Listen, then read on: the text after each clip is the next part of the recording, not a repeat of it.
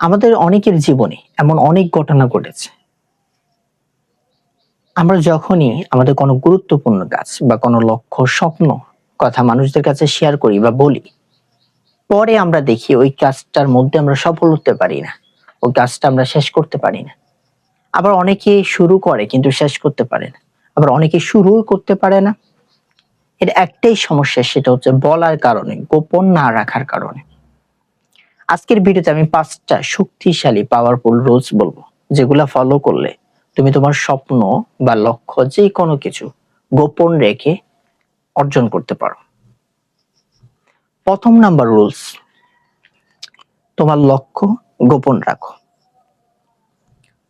২০০৯ সালে নিউ ইয়র্কের ইউনিভার্সিটিতে মনোবিজ্ঞানী পিটার গোল্ডবিজারের গবেষণায় দেখা যায়, যখন আমরা আমাদের লক্ষ্য বা স্বপ্ন মানুষদের কাছে বলি বা শেয়ার করি, ফলে আমাদের ব্রেন মনে করে এই কাজের মধ্যে আমরা সফল হয়ে গেছি, মানে ব্রেন একটা আলাদা অনুভূতি পায়।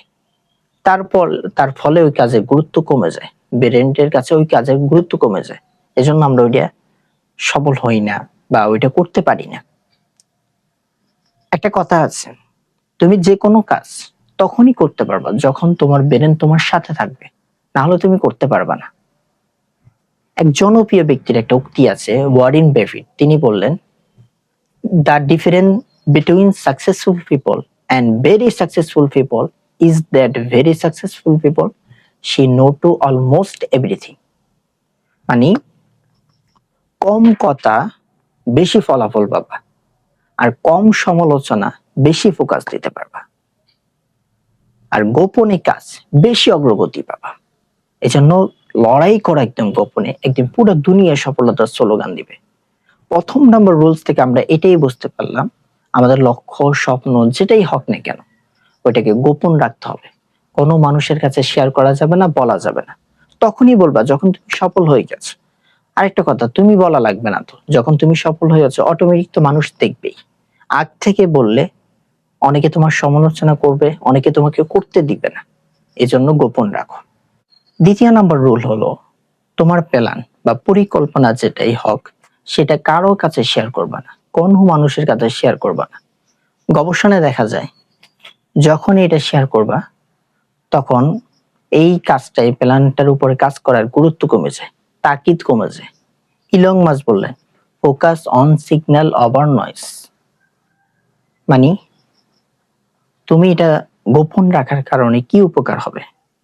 তুমি মানুষের নেতিবাচক কথা শোনা লাগবে না, এমনকি তোমার ফোকাস ঠিক মতো ধরে রাখতে পারবা। দ্বিতীয় হচ্ছে, তোমার প্ল্যান বা পরিকল্পনা নষ্ট হওয়ার ঝুঁকি কমে যাবে। এজন্য ২য় নাম্বার রুলস হলো, কারো কাছে তোমার পরিকল্পনা শেয়ার করা যাবে না। ৩ নাম্বার রুলস হলো, যখনই রাগ আসবে তখন চুপ থাকেন। নিউরো সায়েন্সের গবেষণায় দেখা যায়, যখনই আমাদের রাগের সময় আমরা কথা বলি, তখন আমাদের ব্রেনের অ্যামিগডালা এটা খরচ হতে শুরু করে বেশি। এর ফলে আমরা যুক্তির সঙ্গে সিদ্ধান্ত নিতে পারি না, ভুলভাল সিদ্ধান্ত নিয়ে নিই, অনেক অ্যাক্সিডেন্ট ঘটে। এক জনপ্রিয় ব্যক্তি বললেন, নাম হচ্ছে দালাল লামা, তিনি বললেন, silent is sometimes the best answer. চুপ থাকাই হচ্ছে সবচেয়ে বড় উত্তর। এর ফলে কি হয় জানেন?